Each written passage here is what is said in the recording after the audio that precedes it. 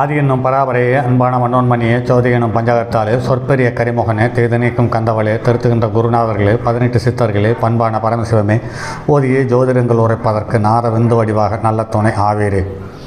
உலகில் உள்ள தமிழ் பேசும் அனைத்து நல் உள்ளங்களுக்கும் ஜோதிட சான்றோர்களுக்கும் மூத்தோர்களுக்கும் ஆர்வலர்களுக்கும் மற்றும் இந்த காணொலியை காணும் உங்களுக்கும் ஆஸ்தோராஜின் இனிய நல்வணக்கங்கள். ஜோதிடம், ஆன்மீகம், வாழ்வியல், மருத்துவம் என்ற 4 தலைப்புகளில் தொடர் காணொலிகளாக கொடுத்தவர்களும் அந்த வகையில் இன்று ஜோதிடத்திலிருந்து மற்றும் ஒரு பதிவு.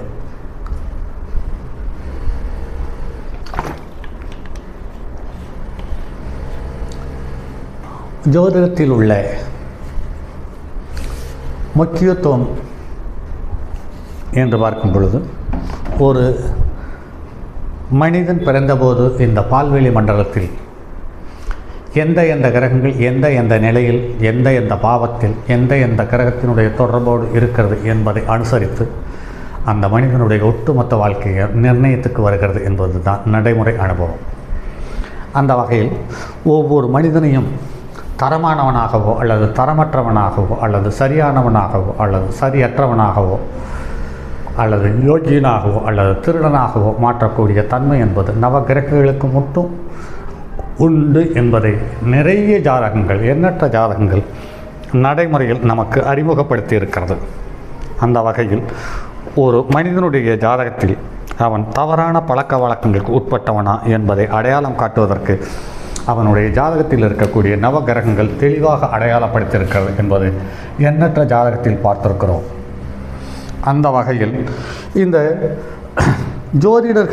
ஜோதிட குருமார்கள், ஆசிரியர்கள் நிறைய விஷயங்களை சொல்லிக் கொடுக்கிறார்கள். ஆனால் அந்த விஷயங்கள் எந்த இடத்தில் எந்த காலகட்டத்தில் பொருத்தமாக அமைகிறது என்பது சார்ந்த தகவலை அறுதிட்டு சொல்ல முடியாத நிலை இருக்கிறது. இந்த அறுதிட்டு சொல்ல முடியாத நிலையில் இருப்பவர்கள் உண்மையிலேயே அவர்களுக்கு தெரியவில்லையா அல்லது அறுதிட்டு சொல்ல மறுக்கிறார்களா தெரியவில்லை. எப்படி இருந்தாலும் அதையும் தாண்டி நாம் சொல்லக்கூடிய தகவல்கள் அனைத்தும் நம் கண்ணுக்கு முன்னால் வாழ்ந்து இறந்த அல்லது வாழுகின்ற அல்லது வாழப்போகின்ற மனிதர்களுடைய ஜாதகங்களே இங்கு பதிவுகளாகவும் காணொலிகளாகவும் தந்து கொண்டிருக்கிறேன். இந்த 15 வருடங்களாக வலைதளத்தில் வரக்கூடிய பதிவுகள் அனைத்தும் பணம், பொருளாதாரம், குபேர யோகம், கோடீஸ்வர யோகம், லட்சாதிபதி யோகம் சம்பந்தப்பட்ட தகவலை மட்டும் வலியுறுத்தி வருகிறது. இந்த யோகங்கள் பயனளிக்காத பொழுது இந்த ஜோதிடத்தை இகழக்கூடிய மனிதர்கள் உருவாகி விடுகிறார்கள். இதில் யோகங்கள் என்பது எல்லா ஜாதகருக்கும் அது கிடைக்கிறதா என்று பார்க்கும் பொழுது கிடைக்கிறது என்று எடுத்துக்கொள்ளலாம். அந்த யோகங்கள் சில நேரத்தில் வரவுகளாகவும் சில நேரத்தில் செலவுகளாகவும் அடையாளப்படுத்தப்படுகிறது.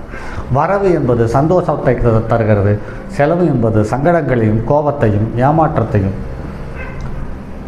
தன்மேல் இருக்கக்கூடிய தன்னம்பிக்கையும் குறையும் விதமான சூழ்நிலை உண்டு பண்ணி தந்து விடுகிறது என்பது நடைமுறை அனுபவம். ஆக ஒரு ஜாதகத்தில், ஆண் ஜாதகத்தில் லக்கணத்துக்கு 4ஆம் இடத்துக்கு உரிய கிரகம் அல்லது 4ஆம் இடத்தில் இருக்கக்கூடிய கிரகம் அல்லது 4ஆம் இடத்தை பார்த்த கிரகங்கள் அவனுடைய ஒழுக்கத்தையும் உடல்நலத்தையும் வரையறுத்து அடையாளப்படுத்துகிறது என்பது நடைமுறையில் நிறைய ஜாதகத்தை பார்த்திருக்கிறோம். அந்த வகையில் ஒரு ஜாதகத்தில்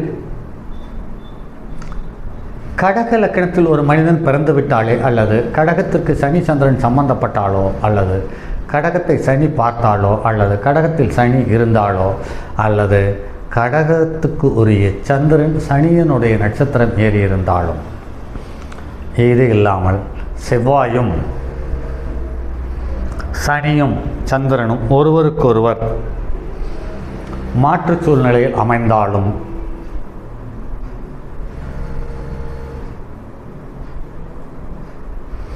அல்லது ஒருவருக்கொருவர் தொடர்பு ஏற்பட்டாலும் அவர்கள் இயல்பு வாழ்க்கையிலிருந்து மாறான சூழ்நிலை அடைகிறார்கள் என்பது நடைமுறையில் எண்ணற்ற ஜாதகத்தை பார்க்கிறோம். பொதுவாகவே காலபுருஷனுக்கு 5ஆம் இடத்துக்கு 12ஆம் இடம் என்று பார்க்கும் பொழுது அது அவர்களுடைய இயல்பு வாழ்க்கையிலிருந்து மாறான குணாதிசயங்களை தந்துவிடுகிறது என்பது நடைமுறையில் பார்க்க முடிகிறது. ஆக கடக லக்கணத்தில் பிறந்தவர்கள் யாராக இருந்தாலும் அவர்கள் தங்களுடைய பாரம்பரிய பழக்க வழக்க ஒழுக்கங்களை விட்டு பாதை மாறிவிடுகிறார்கள் என்பது நடைமுறையில் பார்க்க முடிகிறது. அதே சமயத்தில் இந்த ஜாதகத்தை பாருங்கள் நண்பர்களே, இந்த ஜாதகர் கிட்டத்தட்ட 1980 ஆண்டு முதல் இன்று வரை எனக்கு நடைமுறையில் அனுபவத்தில் அடையாளம் தெரியும். இந்த ஜாதகர், இவருடைய ஜாதகம் எனக்கு வந்தது 2003 கிடைத்தது. 2003 அதற்கு முன்னமே இவரை தெரியும். ஆனால் எனக்கு கிடைத்தது 2003, அதாவது இது சரியாக 23 வருடங்களுக்கு முன்னால். அன்று முதல் இன்று வரை அவரை பார்க்கும் போதெல்லாம் எனக்கு அவருடைய ஜாதகத்தில் இருக்கக்கூடிய கிரகங்கள் நடைமுறையில் ஞாபகத்துக்கு வரும். அதை பார்த்து இப்போது இப்படி இருக்கிறார், மறுபடியும் நிலைமை மாறப்போகிறது, அப்படி ஒவ்வொரு விஷயங்களையும் அனுமானித்து கொண்டு இது சரியா தவறா என்பதை நிகழ்காலத்தையும் பிறந்த காலத்து கிரகங்களை ஒப்பிட்டு பார்த்து நிறைய விஷயங்களை நான் அடையாளம் கண்டிருக்கிறேன். அந்த அடையாளம் கண்டதற்கான தகவல் தான் என்று உங்களோடு பகிர்ந்து கொள்ளக்கூடிய குணாதிசயங்களை எனக்கு உருவாக்கி தந்திருக்கிறது. சரி, இவருடைய ஜாதகத்தை பார்ப்போம். லக்னத்தில் சனி. இவரை வாழ்நாள் முழுவதும் இந்த மனிதனை திருத்த முடியாது. ஏன்? லக்கணத்துக்கு 7க்குரிய மாரகாதிபதியும் அவனே, லக்கணத்துக்கு 8க்குரிய அஷ்டமாதிபதியும் அவனே. அவன் லக்னகேந்திரன் பெற்றிருக்கிறது என்பது மிக மிக கடினமான ஒன்று. அடுத்து லக்கணத்துக்கு 2வது இடத்தில் சூரியன், லக்கணத்துக்கு 3வது இடத்தில் சுக்கிரன் புதன் செவ்வாய், லக்கணத்துக்கு 4வது இடத்தில் ராகு, 5வது இடத்தில் சந்திரன், லக்கணத்துக்கு 10வது இடத்தில் கேது, 11வது இடத்தில் குரு. சரி, இதில் சனி லக்னத்துக்கு 7ஆம் இடத்துக்குரிய கிரகம் 7ஆம் இடத்தை பார்த்து 7ஆம் இடத்தை வலுப்படுத்தியது, அதாவது மாரகஸ்தானத்தை வலுப்படுத்தியது. லக்னத்துக்கு 2க்குரியவன் மாரகாதிபதி ஆக சூரியன் தன்னுடைய சொந்த வீட்டிலே ஆட்சி பெற்று மாரகத்தை தந்தது, அல்லது மாரகத்துக்கு நிகரான பழக்க வழக்கங்களை தந்தது என்று எடுத்துக்கொள்ளலாம். அடுத்தது லக்கணத்துக்கு 3ஆம் இடம் என்று பார்க்கும் பொழுது 3ஆம் இடம் என்பது லக்கணத்துக்கு 4வது இடத்துக்கு 12வது இடம், அதாவது உடல்நலத்திலையும் பழக்க வழக்கத்திலையும் இயல்பு நிலைக்கு மாறான குணாதிசயங்களை பெறக்கூடிய ஜாதகர் என்பது இந்த 3ஆம் இடமே இவரை வரையறுத்து காட்டியிருக்கிறது. லக்கணத்துக்கு 3வது இடத்தில் சுக்கிரன் நீச்சம், புதன் ஆட்சி உச்சம் மூலத்திரிகோணம், செவ்வாய் பகை என்பது இங்கு விசேஷமானது. லக்கணத்துக்கு 4வது இடத்தில் ராகு கேது அமைவது என்பது அவ்வளவு சிறப்பான யோகமில்லை. அதுவும் சர ராகு என்பது தவறான பழக்க வழக்கத்திலிருந்து இவரை சுலபமாக வெளியில் கொண்டு வருவதற்கான வாய்ப்பில்லை. அதற்கு அடுத்தது லக்கணத்துக்கு 5வது இடத்தில் சந்திரன். பாருங்கள் நண்பர்களே, சனியனுடைய நட்சத்திரம் இருக்கும் வீட்டில், அதாவது செவ்வாயினுடைய விருச்சிக ராசியில் அனுச நட்சத்திரத்தில் சனி இருக்கிறது, சந்திரன் இருக்கிறது, சனி ஆயில்ய நட்சத்திரத்தில் இருக்கிறது. இந்த லக்கணத்துக்கு 3-12க்குரியவன், சந்திரனுக்கு 8-11க்குரியவன் என்ற வகையில் இருக்கிறது. ஆக சனியும் சந்திரனும் ஒருவருக்கொருவர் திரிகோணத்தில் அமர்ந்து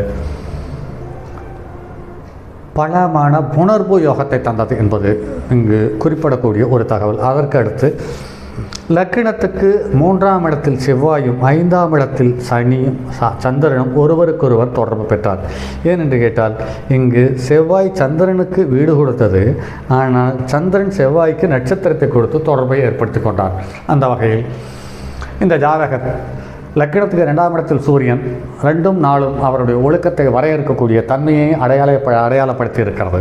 அந்த வகையில் பார்க்கும் பொழுது இந்த ஜாதகத்தில் 3ஆம் இடத்தில் அமர்ந்த கிரகமும் 5ஆம் இடத்தில் அமர்ந்த கிரகமும் 4ஆம் இடத்தில் அமர்ந்த கிரகமும் 2ஆம் இடத்தில் அமர்ந்த கிரகமும் லக்கணத்தில் அமர்ந்த கிரகமும் ஒன்றுக்கொன்று தொடர்பு ஏற்பட்டு பாவ கிரகங்களுடைய சம்பந்தம் ஏற்பட்டதனால் இவர் வாழ்நாள் முழுவதும் திருந்தாத மனிதனாக இருக்கிறார் என்பதுதான் இங்கு விசேஷமான தகவல்.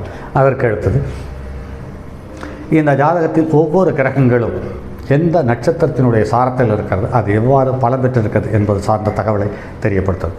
இந்த நட்சத்திர சாரம் என்ற ஒரு தகவலை ஏன் இதை வெளிப்படுத்துகிறோம்?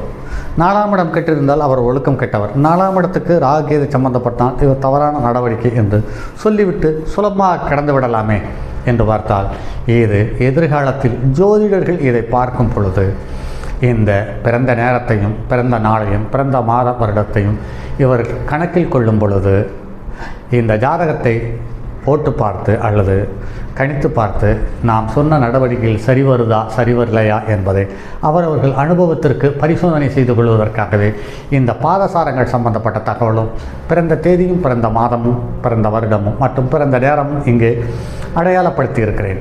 இங்கு பாருங்கள் நண்பர்களே, லக்கணம் 3-12க்குரியவனுடைய புதனுடைய ஆயில்ய நட்சத்திரத்தில் இருக்கிறது என்பது இங்கு விசேஷமான தகவல்.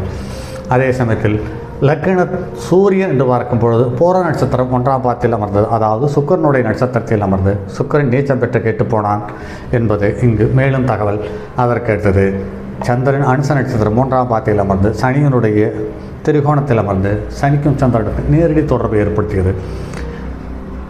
செவ்வாய் அஸ்த நட்சத்திரத்தில் சந்திரனுடைய நீச்ச கிரகத்தினுடைய நட்சத்திரத்தில் அமர்ந்து மேலும் இவரை தவறான பாதையில் அழைத்து செல்வதற்கு ஏதுவான சூழ்நிலை தந்தது. ஆக புதனும் அஸ்த நட்சத்திரத்தில் 1ஆம் பாதத்திலேயே அமர்ந்திருக்கிறது. ஆக புதனும் இவருக்கு இருக்கக்கூடிய தைரிய வீரிய ஸ்தானாதிபதி என்றக்கூடிய புதனும் சந்திரனுடைய நட்சத்திரத்தில் அமர்ந்து சந்திரன் நீச்சம் பெற்றதால் அவருடைய தைரிய வீரிய அனைத்தும் அவருடைய வாழ்க்கைக்கு உபயோகம் இல்லாமல் போனது தான் பலகீனம். அதற்கு அடுத்தது குரு கிருத்திகை நட்சத்திரத்தில் அமர்ந்தது. லக்னத்துக்கு 2க்குரியவனுடைய மாரகாதிபதியினுடைய சாரத்தில் அமர்ந்தது. லக்னத்துக்கு 6க்குரியவன் அவனுடைய ஸ்தானத்துக்கு 6இல் போனது, பலகீனமானது. அதே மாதிரி லக்னத்துக்கு 9க்குரியவன் தனது ஸ்தானத்துக்கு 3இல் போய் 3க்குரியவனுடைய நில வீட்டில் இருக்கக்கூடிய ஒருவருக்கொருவர் சுக்கிரனுடைய தொடர்பு பெற்றது என்பது பலகீனமான ஒரு தகவல். அடுத்தது சுக்கிரன் உத்திர நட்சத்திரத்தில் சூரியனுடைய நட்சத்திரத்தில் இருக்கிறது. ஆக 2க்குரியவனுடைய நட்சத்திரத்தில் 4க்குரியவன் 2க்குரியவனுடைய நட்சத்திரத்தில் அமர்வது மிகவும் பலகீனமானது. அதுவும் சரலக்கணத்துக்கு 2ஆம் இடம் மாரகஸ்தானம் என்பதையும் இங்கு கருத்தில் கொள்ள வேண்டியதாக இருக்கிறது. அடுத்து சனி ஆயில்ய நட்சத்திரத்தில் அமர்ந்து லக்கணத்துக்கு 3, 12 கூடியவனுடைய நட்சத்திரத்தில் அமர்ந்து 7க்குரிய மாரகாதிபதியும் 8க்குரிய அவமானத்தை அள்ளித்தரக்கூடிய சனியும் லக்கணத்திலிருந்து இவரை மேலும் பலகீனப்படுத்தியது. ராகு சுவாதி நட்சத்திரத்தில் இருக்கிறது.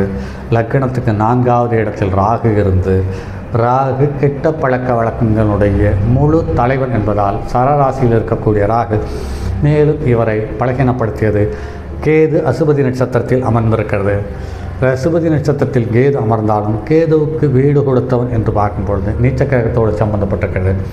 ஆக இந்த ஜாதகத்தில் இருக்கக்கூடிய அனைத்து கிரகங்களுமே இந்த ஜாதகரை முழுமையான தவறான மனிதனாக மாற்றுவதில் சரியாக செயல்பட்டிருக்கிறது என்பதுதான் இங்கு மேலும் தகவல்.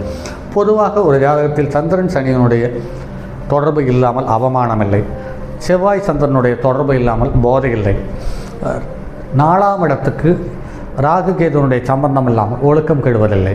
ஆக இந்த அனைத்து வித அம்சங்களும் இந்த ஜாதகத்தில் பரிபூரணமாக பொருந்தி இந்த மனிதனை ஒரு தவறான மனிதனாக சித்தரிப்பதற்கோ அல்லது நடத்துவதற்கோ ஏதுவான சூழ்நிலை நவகிரகங்களே தந்தது என்பதில் மாற்றுக்கருத்தில்லை.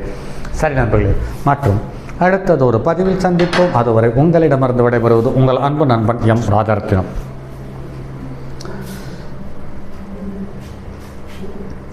தங்கமான் மழுவோடேந்தி தன்மதி தலையில் கொண்டோர் மங்கையர் பதிக்கச் சொன்ன மாமொழி ஜோதிடத்தை இங்கு யாம் உரைப்பதற்கோர் இமை என்னும் பிழை வராமல் காக்க சிங்கன் மால் மருகன் யானைச்சரன் பதம் காப்பதாமே.